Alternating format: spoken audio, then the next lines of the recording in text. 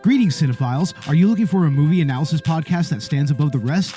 Then look no further than Collateral Cinema, the only movie podcast that matters. We analyze good movies, we analyze bad movies, and yes, we also analyze the in-betweens of the world of cinema. So if you like what you hear, find us on Facebook, Instagram, and Twitter. And listen to us on Apple Podcasts, Spotify, Google Podcasts, and wherever you get your podcasts. And yes, my friends, we are 420 friendly. So when you listen to us, smoke it if you've got it. And now, here's a new episode of Collateral Gaming. The show starts right now. Tonight, on the Halloween edition of the bonus round, we are discussing the 1999 original video game Resident Evil 3 Nemesis. So stick around, folks. The show starts right now.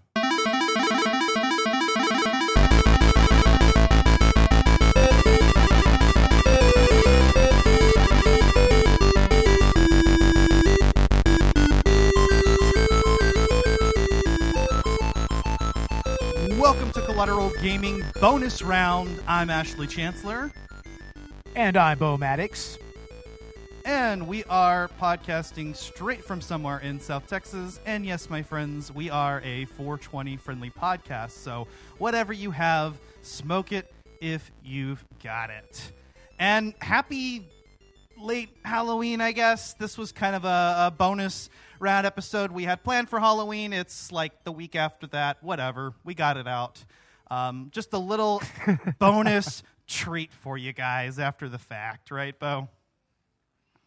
Absolutely. I mean, we always have to do a Halloween episode for both our main shows and then our bonus shows, you know? Like, I mean, we have Halloween 4 and Nailgun Massacre as our Collateral Cinema and Collateral Cinema Director's Cut episodes. So, yeah, we've got to at least fulfill the obligation, I guess. So, yeah, here we are. And funny enough, our Halloween episode and our Halloween bonus round episode were actually planned as our regular October numbered episodes this month. We just got busy. I don't think we got the 2 Spider-Man episodes out until this month either, which we had planned for September. So unfortunately, we had to ixnay a little bit of content there. But we decided, you know, we're going to talk about Dino Crisis and Resident Evil 3. Might as well make them the Halloween episodes. So, yeah, here we are, Resident Evil 3. Now, I'll admit I have not played the entire game yet. I kind of got stuck on a Nemesis encounter with very poor resource management.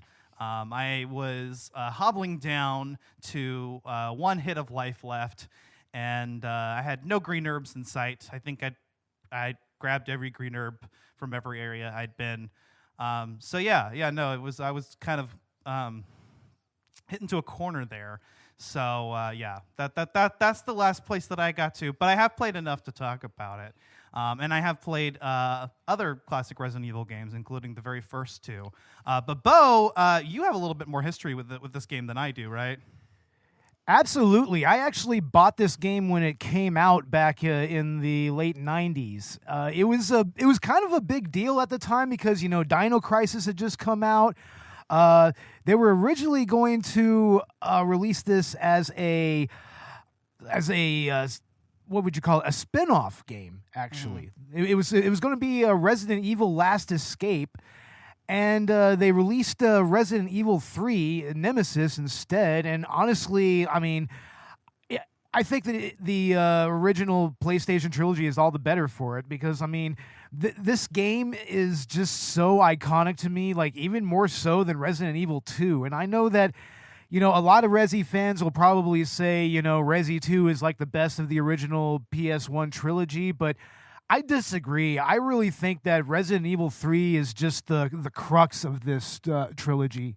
You know, I mean, it has a lot more exploration, albeit a little more linear exploration. And it has quite possibly the most iconic version of Jill, which we will talk about here in a little bit. And of course, I mean, for fuck's sake, Nemesis, the namesake of the game. I mean, I first of all, I gotta laugh at you a little bit, Ash, because you just went ahead and fought Nemesis all the time, did you? Yes, Didn't because you? he gives you good he gives you good parts. So where it Yes, where it was possible to go after Nemesis, and I felt like I had a good chance, like I had just gotten the Magnum in some rounds, or I had just gotten the grenade launcher in some rounds, or let's say I managed to mix up some Magnum rounds actually. C plus C plus C. I did it. Yeah. I felt like my chances were pretty good against the guy, and I managed to get my hands on some good weapon parts.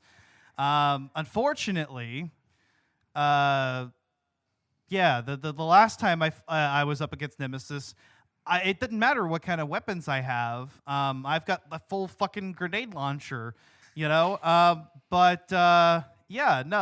dude is he keeps killing me in one hit because I was down to one hit. So I wasn't having a good time anymore. I had to reload from an earlier save, and then I was just like, I don't feel like repeating this right now. So that's where I'm Now at. now you see, I get that he drops some pretty primo items. I totally get that.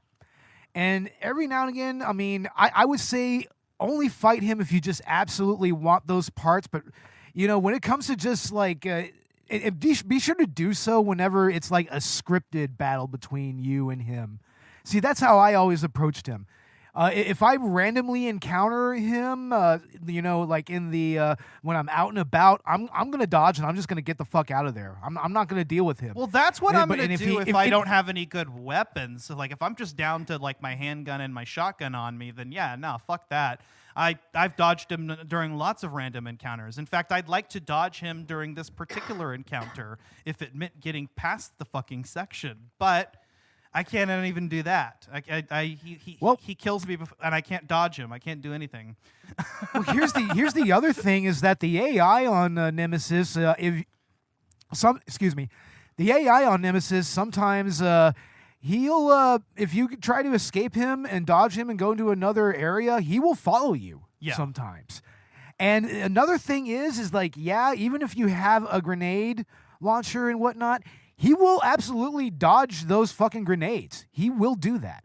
So, I mean, if you have some firepower, I mean, you're not absolutely guaranteed to take him out.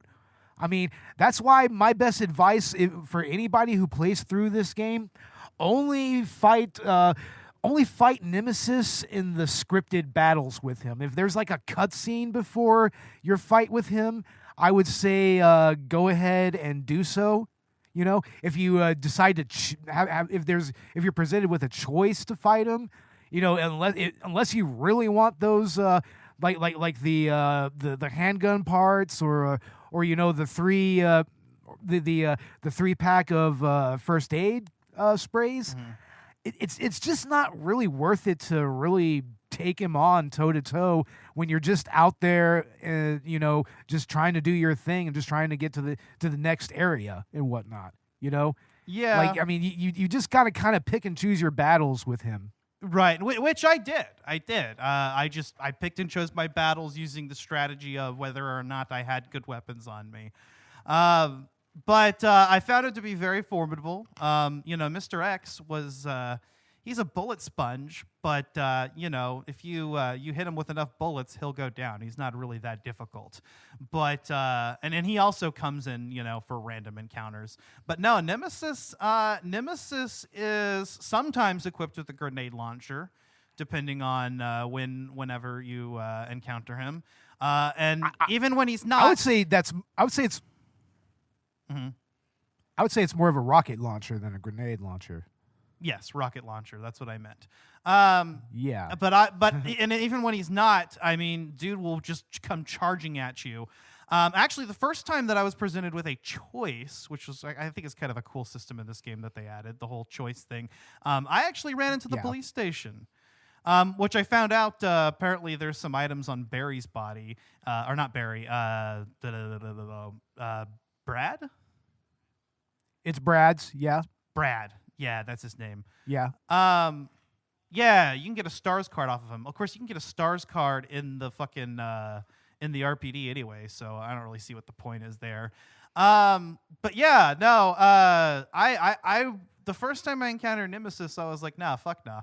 But then I encountered him later, and I had actually just gotten the Magnum, and I took him down. Our first like encounter with him in the RPD, I took that motherfucker down. And you know what's funny? It's right next to a save. It's right next to a save room. So you know what I did? I unloaded my Magnum into him, and then I was like, oh, okay, I got to go to the save room. Healed myself up, came back at him, finished him off with a shotgun. Apparently, the damage carried over. When you're just one room apart from him, the damage doesn't reset. So yeah, that's the thing about Nemesis is that you really have to be very strategic in how you take him on or when you take him on. You know, I mean, like I said, it's just got to be really worth it to you to get those gun parts or whatever to upgrade your weapons. Hey man, I got a sweet eagle off of him though. I mean, shit. That shit's pretty true. Sweet. And it uses the enhanced ammo that I was able to craft now. Randomly, I was like, oh, hey, now it's giving me the chance to craft enhanced ammo, you know, just because I crafted enough handgun ammo enough times. I thought that was kind of cool. Now, you see, I'm a very basic bitch when it comes to, what weapons I use in this game and what ammunition I actually craft and whatnot. Like my basic setup is just for general exploration, just a shotgun, you know, and I'm pretty sure that I modded my shotgun and everything. And I just went with a handgun. I just used the gunpowder, the A and the B gunpowder to just make lots of handgun rounds and lots of shotgun rounds and everything. Yeah, but you make enough. If I had enough of just handgun and shotgun rounds, and the game starts giving you enhanced rounds, and I think it gives you more of it too. Yeah. So I'm the same way as you. I mean, if I'm just exploring around, I'm just going to keep my shotty and my handgun on me, ammo for each and a couple things I need. But I'm also going to keep my Magnum and my some Magnum rounds just in case, like, let's say I encounter Nemesis, I try to run away from him, but, you know, he's not leaving me alone, and then I have to just stand there and fight, you know, and I have no choice. At least I have the means to take him on, you know. I mean, that's rough, like I said, to have to keep the Magnum and the rounds on you, though, in your inventory. Because, I mean, I'm also trying to keep a healing item on me. I might need another 1 or 2 items on me just for I'm experienced enough with this game that, I mean, I can keep my... I can traverse through the game quickly enough to where I can get to the save room, get to a box, and then just, grab what I need, you know, put away what I need. You know, maybe if I picked up some powder, you know, go ahead and take out the reloading tool and craft some ammo real quick. And then just save the game. Of course, I emulated on PS Classic. Just to do a quick save state and then just go on and do what you're trying to do, you know? Yeah, I definitely did that as well. In fact, I'm in Resident Evil games in general, you know, I'm a big go run to the item box and go grab what you need. Because you store all your important items in there and you don't know you need them until you know that you need them. And like you said, you can't keep everything on you, so you know sometimes you gotta figure out like what would be better to run back for, and you got to be kind of strategic about what you carry with you, of course, as is per usual in these games. Case in point, before you get to the clock tower, you have to get that one cable car going. Mm-hmm. But you find the parts that you need for it scattered around like downtown and uptown Raccoon City. So, right. I mean, your best bet is whenever you find something that you're going to need for that cable car is just immediately put it away. You need like a power cable, a fuse, and mixed oil, and you have to kind of go through some shit in order to get what you need there. You know, like you kind of have to go all over the fucking map. All over the map. There were like 4 different places to go, and they're all blinking. You can I love how the game gives you a more open-ended approach at that part, where you you go where you need to go, but you're going to go and traverse back through areas you've been.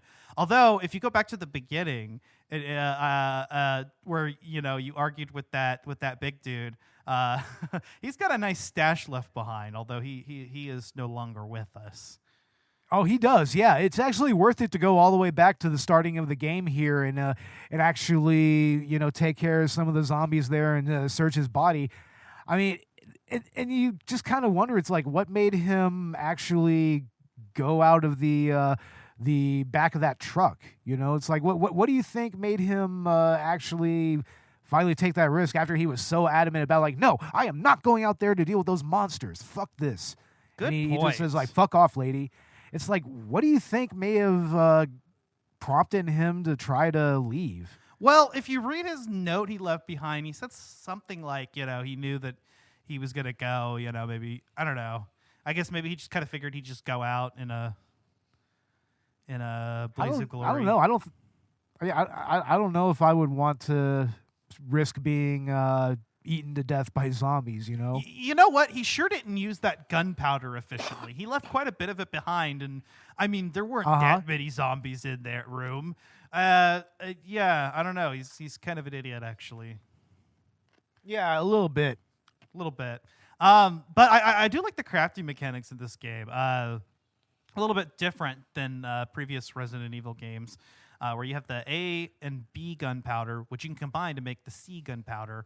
And then, you take whatever gunpowder you have and you mix it with the reloading tool in order to make ammo. And the A gunpowder makes handgun ammo, and the B makes shotgun, and the C makes grenade rounds. But then you can go even more advanced with it and mix C with A or C with B to get flame rounds or acid rounds. And they even added freeze rounds to this game, which was not in Resi 2. That's pretty cool. Which you can combine with, I think, C plus C. And then if you do C plus C plus C, you could make Magnum. I did, at my first opportunity, make myself some Magnum ammo, and I felt pretty proud of that. Yeah, especially since Magnum ammo is pretty hard to come by. Like, even if you play in the easy setting, it's difficult to come by. So it's best to go ahead and just get all that gunpowder together, mix it, and then reload it into Magnum ammo. Or especially early on, because you're just not going to find a whole lot of it. Fuck the easy mode, though. Okay, so like I was on the fence. I played through easy mode because I've played through the hard mode before, and I beat the hard mode, and I was just like, I just want to get through this playthrough. Well, okay, hear me out. That's literally what I'm about to say. So I was on the fence about it because part of me is like, well, yeah, no, I've played through Resident Evil 1 and 2. I can play the hard mode. I'm familiar with it. But then I'm thinking, well, I really want to play through this quickly before we record the podcast. So let me just do the easy mode. And I actually settled on the easy mode because I wanted to play through it as quickly as possible. Then I felt insulted. At first, I thought like her having the fucking whatever rifle, automatic weapon she has. The assault rifle. Yeah. I thought maybe that was just kind of like for the intro of the game. Like, I didn't know that the game just gave you that in easy mode. Fine. But then once I got to the infinite save ribbons, I was like, okay, I know I can use save states, so I have infinite saves anyway. But I just felt insulted at that point. I was like, okay, and you're giving me all these fucking items in the item box? So I was like, nah. So I restarted the game in hard mode, and I was like, okay, no, this is a regular Resident Evil experience. And, when you're playing through the game for the first time, I feel like that's kind of the way to go. I don't know. The easy mode was just insulting to me. I was like, but I get it. Like, if you've played through the game multiple times and you just want to play through it quickly, I mean, you can get through the thrills quickly that way. Or now, if you're I'm just pretty not sure good at survival horror games, I suppose. Yeah. I'm pretty sure that whenever they released this on either PlayStation 2 or on the GameCube, they actually had an arranged mode, which I think was kind of as close as you're going to get to like a medium mode on these types of games, because in this original game, you only have easy or hard, and truthfully, there's only the only real difference is that easy mode gives you a little more ammo and a lot more gunpowder, to mix and everything. And they give you that assault rifle. They give you that assault rifle at the beginning, and infinite save ribbons. Which, I mean, I guess the infinite save ribbons is not that big of a deal because the modern Resident Evil remakes did away with the limited save ribbons. But still, I don't know. I felt cheated out of the Resident Evil experience. So I went back to hard mode, and it is hard. I'll give it that. I mean, I got through fair amount of the game, but I think mismanagement of resources maybe. I wasn't considering that. Yeah, I have plenty of ammo considering that the number of times I've gone against Nemesis, but I have a complete lack of healing items, and yeah, maybe that was the fault. Also, the new dodging mechanic is cool when it I can actually do it. Yeah, it's I a felt little. like the It's a timing little on was the. just. It's a little on the janky side, ahead. honestly, and I very rarely ever do it right, like at least like consciously, It's Okay, always so it's like not just me. kind of subconsciously, yeah. It's not just me. Yeah, it's like I when I do it, I don't quite do it on purpose, or when I'm trying to do it on purpose, I have to do it over and over and over again until I get it. Exactly. Yeah. Occasionally, I can get into the groove with the timing, but it's just so weird and it's so temperamental. It's like So okay, it's not just me that it's a little jank. Okay. That's good, because I felt like this was kind of like touted as like the new thing of this game, and I wanted to take advantage of it, especially during the Nemesis fights. I mean, there was a good bit where I was trying to fight him during a random encounter because I wanted those parts, but like all I had was my handgun and my shotgun, and I quickly learned, okay, no, you're not equipped to handle with him. But I tangoed with him for a bit, and I kept reloading, and I was kind of playing around with the mechanic, and yeah, the dodging mechanic's a little hard to pull off. I'm glad that they added it. I will say that combat feels a little bit more fluid in this game. I like that you don't have to press a button to go up steps. She can actually like walk over steps, which is funny because all the enemies do it. So you'd think, Yeah, that was pretty much like a that was like a game-changing thing right there for everybody. It's like, oh my god, you can actually go up some of the stairs. It's like, holy fuck. Yeah. So the funny thing about the dodging mechanic that you were talking about, Ash, is that, I mean, like I said earlier, like whenever it comes to like normal enemies that I'm fighting, it's kind of difficult to actually get it to work properly. But every time I've actually fought the Nemesis, it seems like I can do it like 2 or 3 times in a row. I'm just like, well, what the hell, man? I know what you mean. Always with the Nemesis. I know what you mean. Okay, yes, specifically It's with the weird. Nemesis fights. Maybe because he's a little bit, he's a little slower, so you can really see those animations.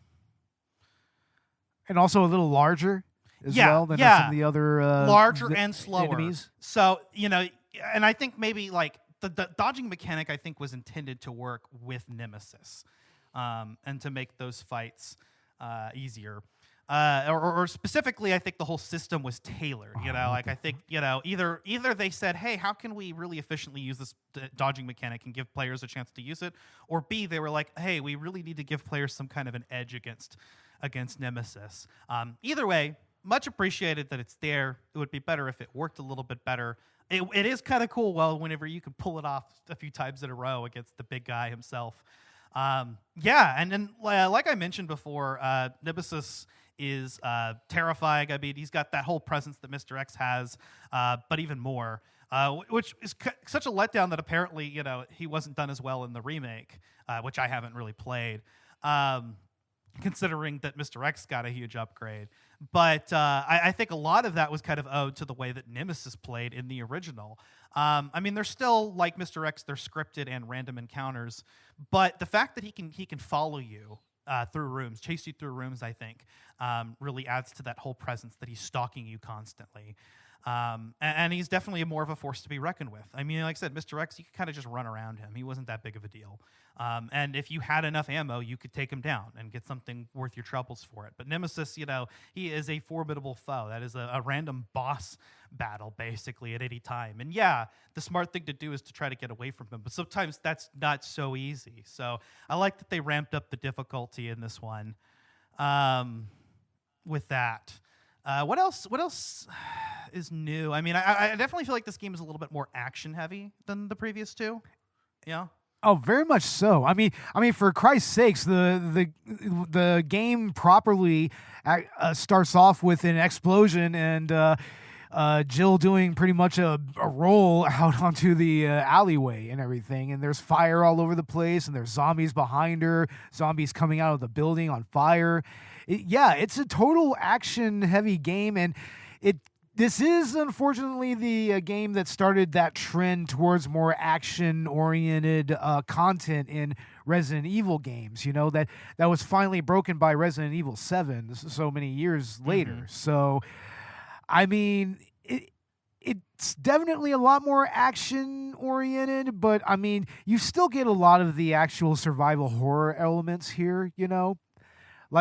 Like especially when you go into like more interior places like the RAPD or the clock tower or whatnot, you know.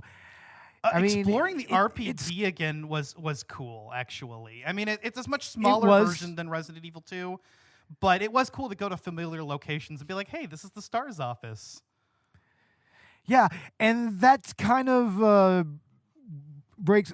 We can kind of get into the story of this game. It's interesting because it technically takes place before, during, and after Resident Evil 2. That's like we kind of see the beginning of the zombie outbreak of the T-virus outbreak in Raccoon City.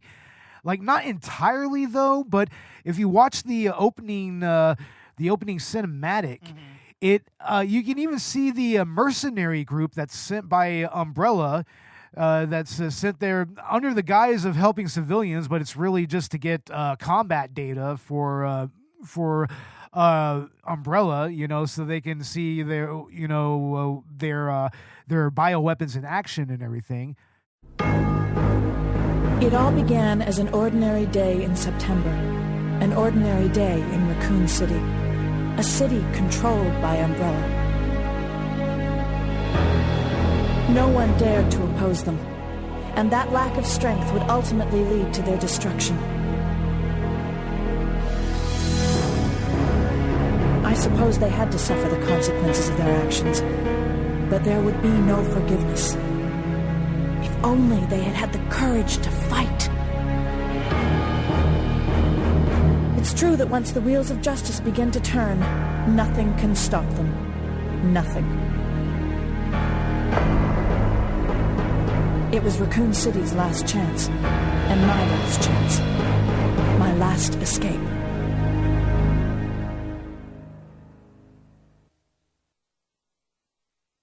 This is Chopper Delta, preparing to drop off at area E95070. Over.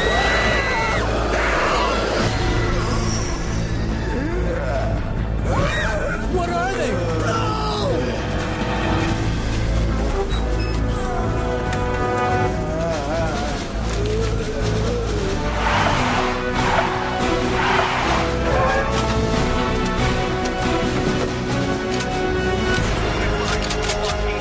Waiting orders. Open. All units proceed to Richmond and Victoria. All right. Let's do it. Let's move. Go, go, go, go. Fire! Come and get it. Son of a... Don't give up. Don't hold back. Go, go. Where are they? Where did they come from?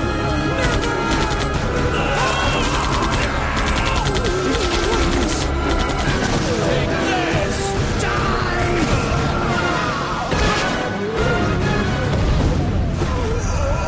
You want some more?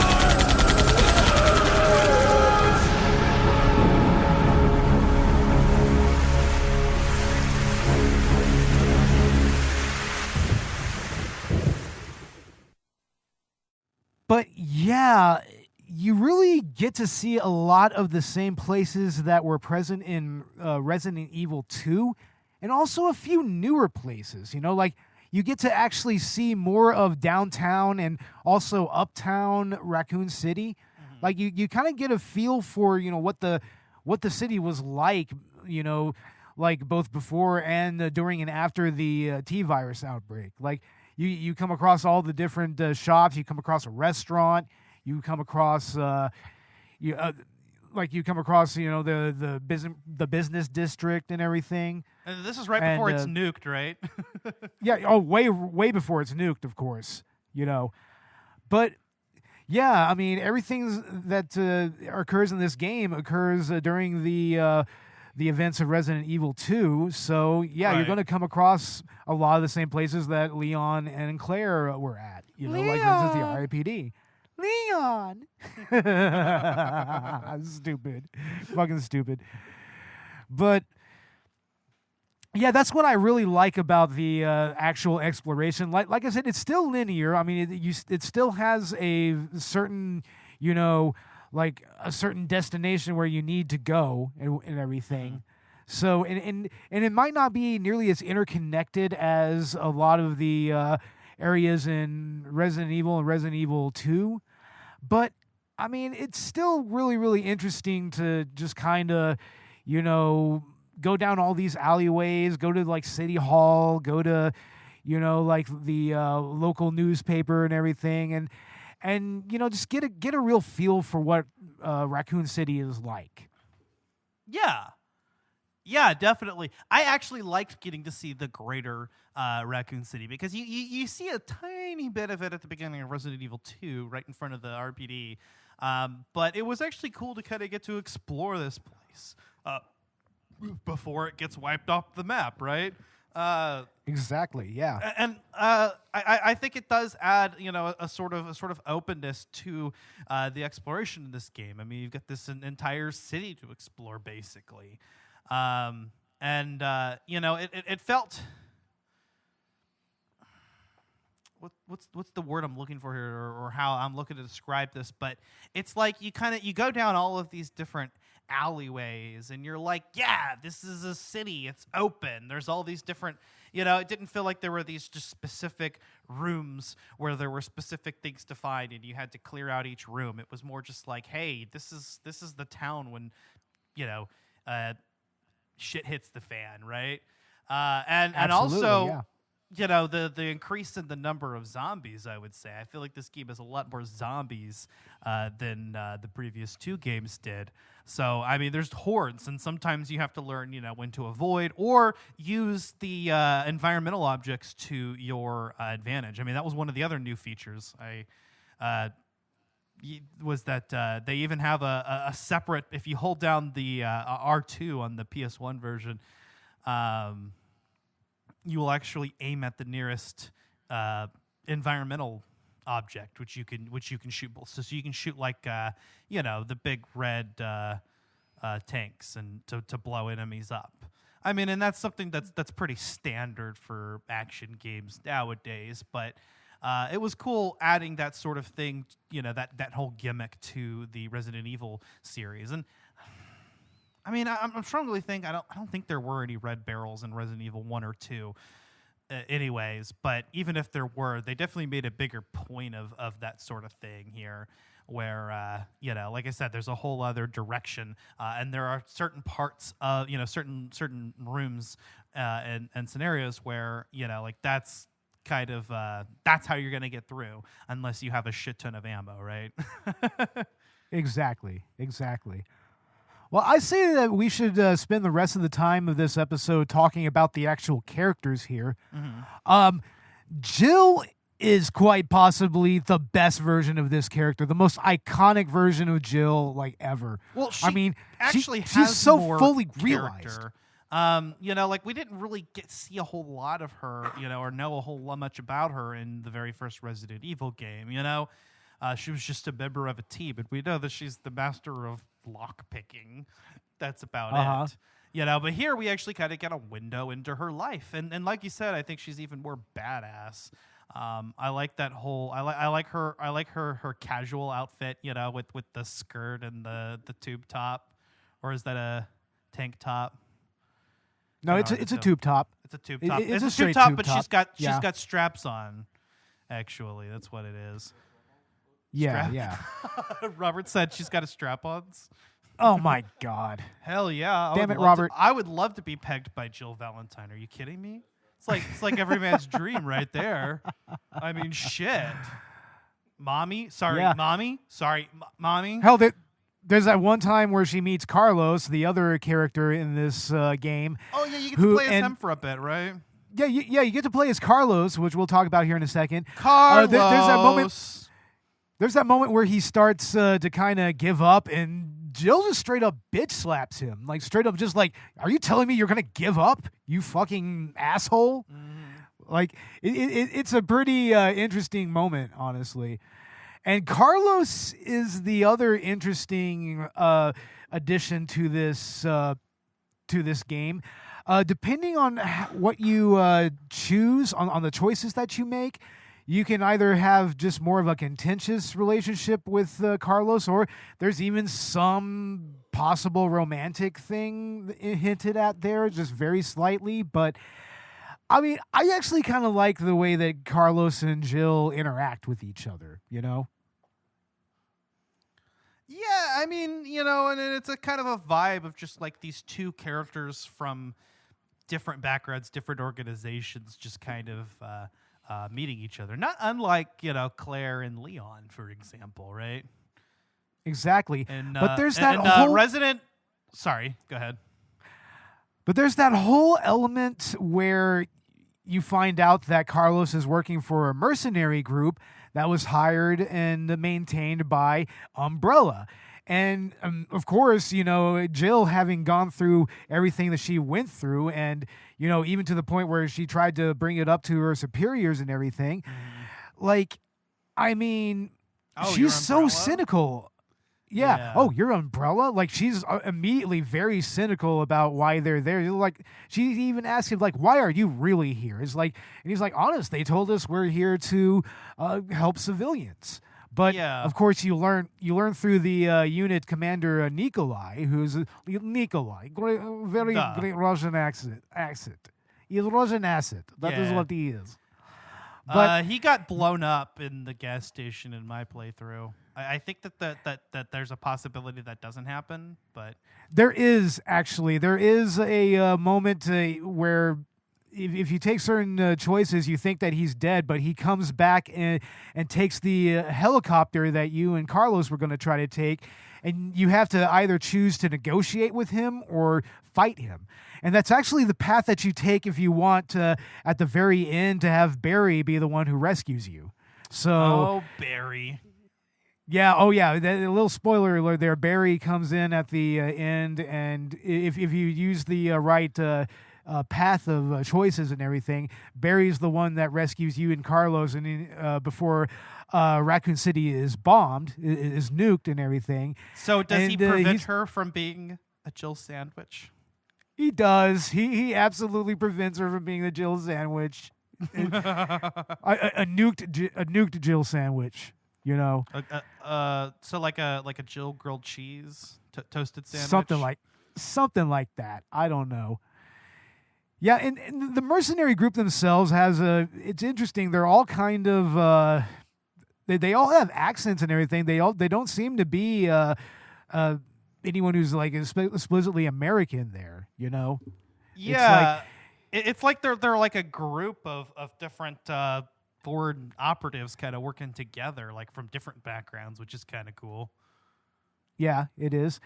And if you beat the game in a certain time and get an S ranking, you can actually open up the mercenaries level, where you basically have a certain amount of time to get from the cable car to, I believe, all the way to the beginning of the game, actually.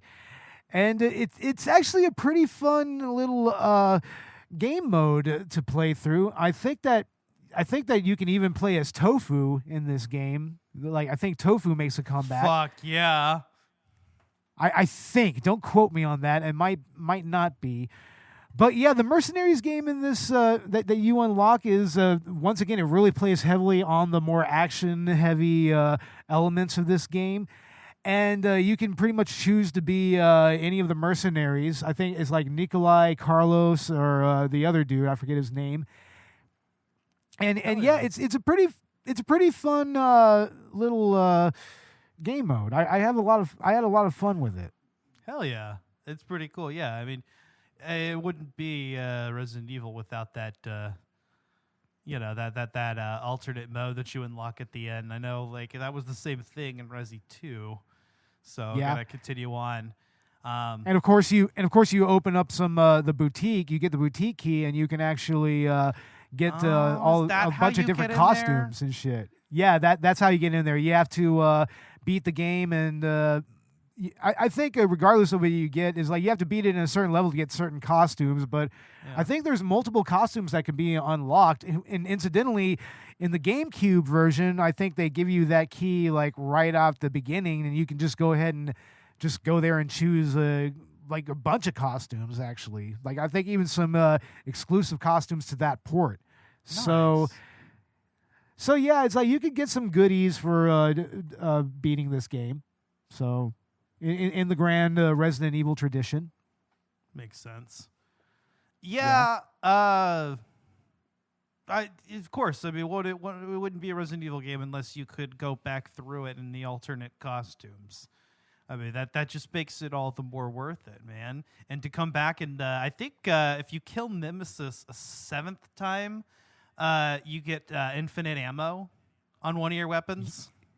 Yeah, that's right. So it's like, yeah, even though there is incentive to fight Nemesis, it's like if you're playing through the first time, yeah, just don't, like we said earlier, just don't engage with him if it's all random. Yeah. I mean, I wasn't planning to engage with him, and get every reward. I was just like, yeah, let me finish up the handgun that I already got the parts for, because I killed him the first time I actually fought with him after I dodged him at the first chance. So yeah. I was like, well, I got to at least get the parts B to this parts A. You know what I'm saying? So, at that point, you're kind of locked in. It's like, what's the point of wasting all this like Magnum ammo if I'm not going to complete the parts? And I got that sweet Eagle gun, which was pretty cool. That Deagle. Is it a Desert Eagle? Man. Yeah, I think that's what it is. It's supposed to be a Desert Eagle. A Desert Eagle. Okay. Yeah, I remember fucking with that gun in a few games. I don't know a lot about guns, obviously. But yeah, no. Speaking of the guns, I guess that's one more thing we can bring up before we sort of wrap things up here, Bo. But anything noteworthy here? What's new in this game that's worth talking about?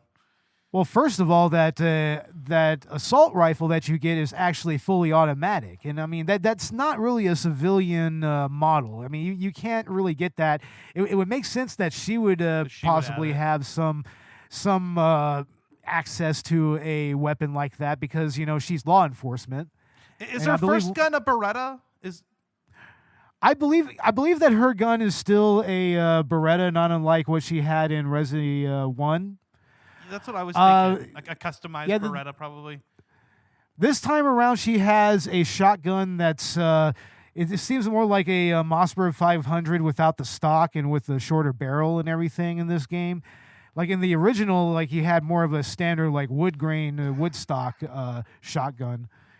And I mean, you also get another 357 Magnum. You get which is based off of a Colt Python, I believe. And the grenade launcher, I mean, it's just a standard grenade launcher, nothing really different there. But I mean, that's really the most notable weapons in the entire game.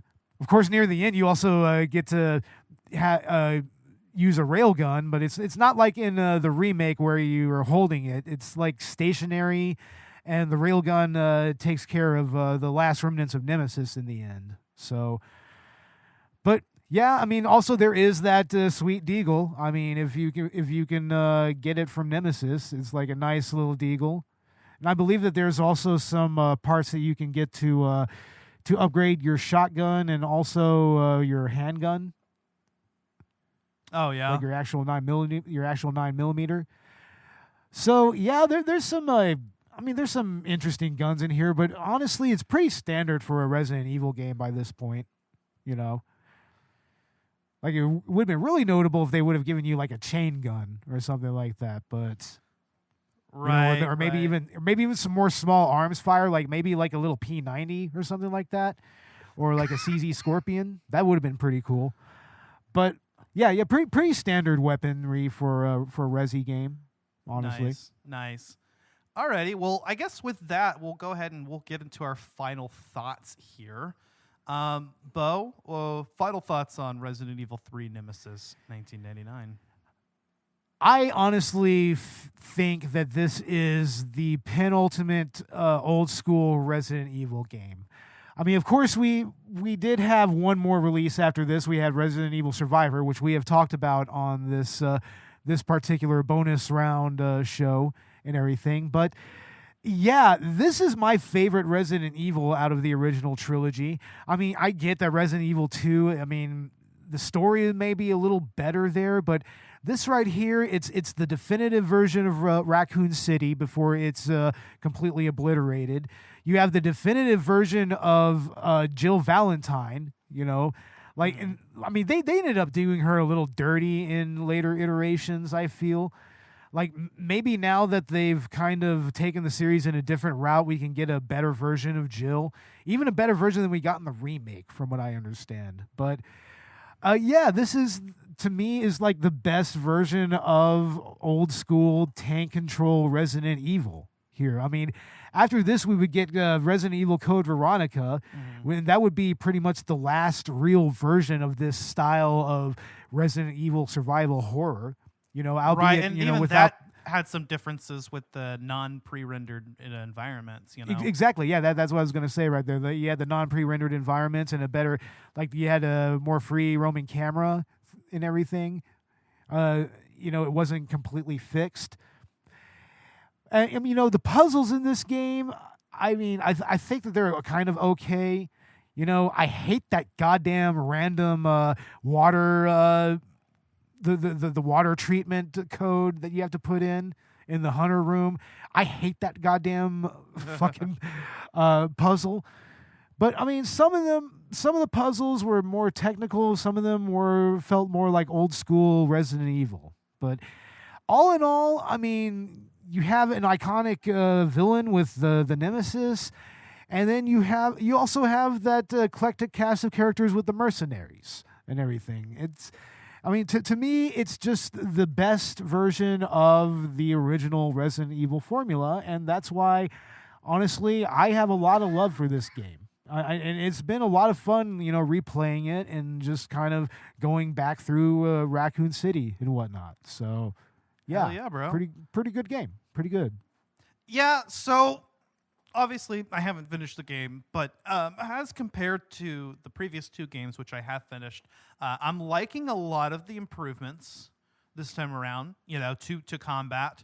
I enjoy the more, you know, the bigger focus or emphasis on action more than I thought that I would, actually. Because, you know, and I'm more into the puzzle type gameplay in Resident Evil games, and I gotta say I'm not disappointed with the puzzles either. I felt like they've been actually pretty well done. So just because the game does have a bigger focus on action than in past games does not mean that there's any shortage of puzzles, because there's not. I mean, hell, even in that one part where you have to, you know, collect all of the pieces to get the rail car moving. You know, there's a whole lot of just back and forth, and that to me is classic Resident Evil. You know, just that sort of almost Metroidvania-esque style gameplay, which we enjoyed with our Dino Crisis episode as well. Just kind of, you know, remembering, okay, this is what I need to have on me. This is what I need to do. You know, I remember there's this one part where like you go and during that aforementioned section, and you find the statue with the book in it, and then you got to go run back to the book and get the book to grab the medal, and then you got to run back to the statue with the medal. So, you know, that classic, you know, just back and forth with that, you know. But yeah, I'm really enjoying it so far. I definitely like to complete this, play the remake and compare it with that as well. I'd like to finish Code Veronica as well. Hey, yeah, this is a solid game. And then you know, again, like you said, this is kind of like the last classic Resident Evil, unless you count Code Veronica. So yeah, and I, from what I've heard, the remake does not improve on this. So I mean, I recommend just go back and play the original, or maybe play the first two if you kind of want to wean your way into the tank controls and whatnot. But yeah, it's a solid fucking game. It's a good game to play this post spooky season. It's a good game to get high, and definitely a top brass of the survival horror genre. Absolutely. Yeah, definitely. But yeah, we are happy that we got through our spooky season content. We're going to be coming at you with Spider-Man 2 very soon. Actually, we were going to record today, but we ended up not. But I should be recording later this week, and we'll have that out as of the time of recording this next week, I think. Yeah, we're going to do a spoiler-free review of Spider-Man 2 for part 1, and then full spoilers for part 2. It's gonna be a lot of fun, guys. I'm really excited for it. And then in December is our Zelda month. We're doing Oracle of Ages and Oracle of Seasons. We'll also be covering The Grinch as our holiday episode. And hopefully this month we'll get both the holiday episodes and the numbered episodes out this time. But yeah, stick around for that, as well as a year in review episode. I think sometime, either New Year's Eve or New Year's. And what's going on with Collateral Cinema, Bo? Well, like you said, we just got through all of our spooky season content as well. Check out our mainline Collateral Cinema episodes. We premiered with a review of Freddy vs. Jason, and then we followed that up with a review of Trick or Treat. And on our bonus content, we did a Halloween special on Halloween 4, The Return of Michael Myers, and on the director's cut, which is surprisingly getting quite a few downloads right now, is our review of Nail Gun Massacre by Terry Lofton. So check that out. And coming up very soon, we're going to do Pink Flamingos from John Waters. I'm really looking forward to that. And we will also have our Thanksgiving episode, which will be Rocky 3. And on the director's cut, I believe we will try to do a commentary, probably. I think our friend Sean Bateman wanted us to do one of the Guyver movies, so we might do that.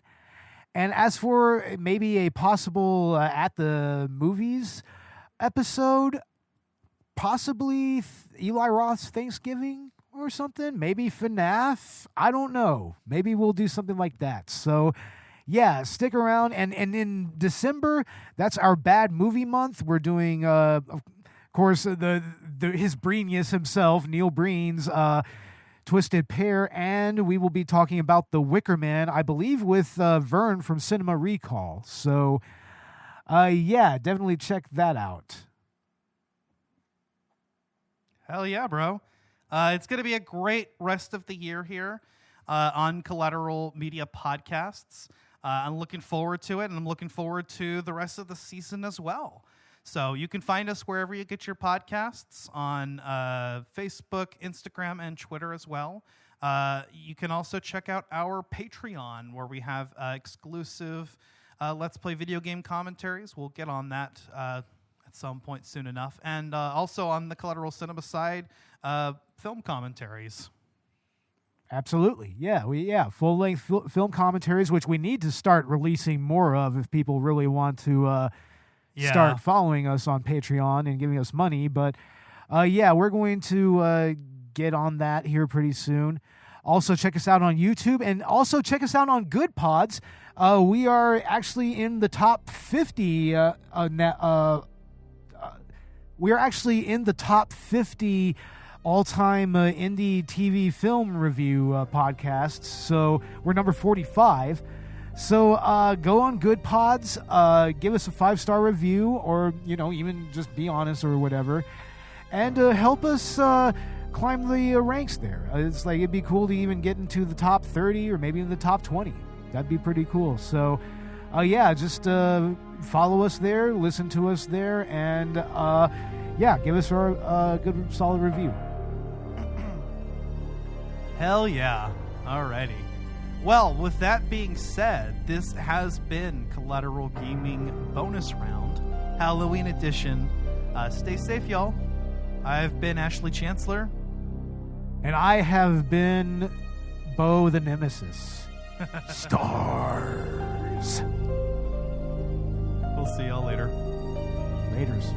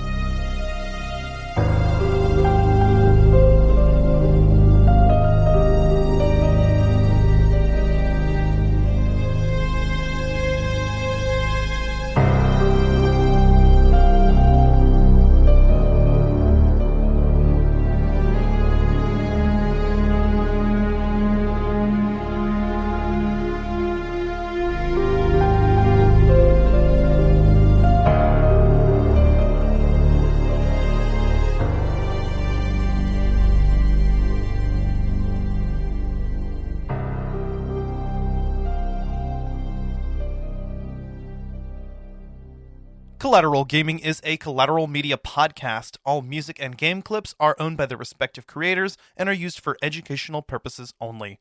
Please don't sue us. We're poor.